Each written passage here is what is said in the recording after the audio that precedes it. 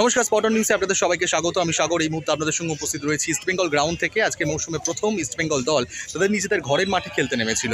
প্রতিপক্ষ ছিল George Telegraph. 3-1 গোলে কিন্তু এদিন পরাজয়ের সম্মুখীন হতে হলো ইস্টবেঙ্গলের কাছে জর্জ টেলিগ্রাফকে। ডার্বির আগে এই জয় নিঃসন্দেহে অনেকটা কনফিডেন্স বাড়াবে লাল হলুদ বাহিনীর। তবে এদিন ম্যাচ জয়ের সঙ্গে সঙ্গেই ম্যাচের মাঠের মধ্যে ইস্টবেঙ্গল গ্রাউন্ডে ভিজুয়ালটা ছিল দেখার মতন। স্টেডিয়াম থেকে প্রচুর পরিমাণ সমর্থক মাঠের মধ্যে প্রবেশ করেছিলেন। পছন্দের ফুটবলার কোচ বিনো জর্জের সঙ্গে একটা ছবি তুলবে বলে, পা ছুঁয়ে প্রণাম করবে বলে, সেই ছবি আপনাদের সামনে তুলে ধরছি। আর এদিন ম্যাচ শেষে কথা বলে নিয়েছিলাম অসংখ্য লাল হলুদ সমর্থকদের সঙ্গে।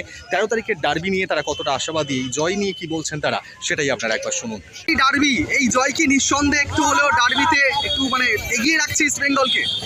অবশ্যই। দেখুন, আমাদের দুটো ম্যাচে আমরা ভালোভাবে জয়লাভ করেছি এবং আমরা কনফিডেন্ট যে 13 তারিখে মিনিমাম 2 থেকে 3 গোল দিয়ে আমরা জয়লাভ করবোই। তুমি কতটা আশাবাদী? আশাবাদী তো অবশ্যই থাকবো যে আমরা সবার দিচ্ছে টিম যে আমরা এক থেকে 1 গোলে পিছিয়ে থেকে 2 গোল মারলো।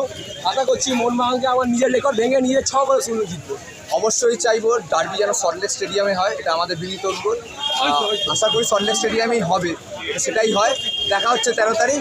একদম পুরো মোহনবাগানকে পুরো ফেলে দেবো, একদম আজ বাঁচতে পারবে না কোনো।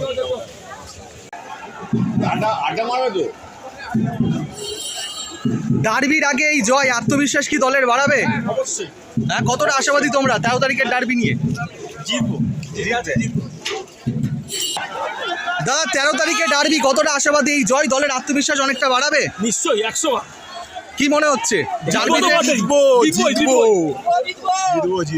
আশাবাদী নেই, জিতবো। আমরা আগে তো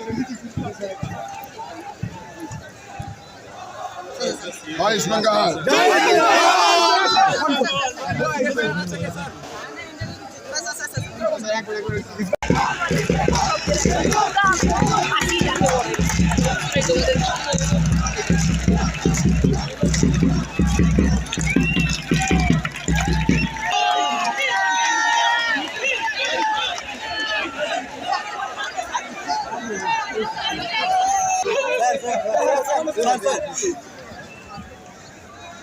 Thank you.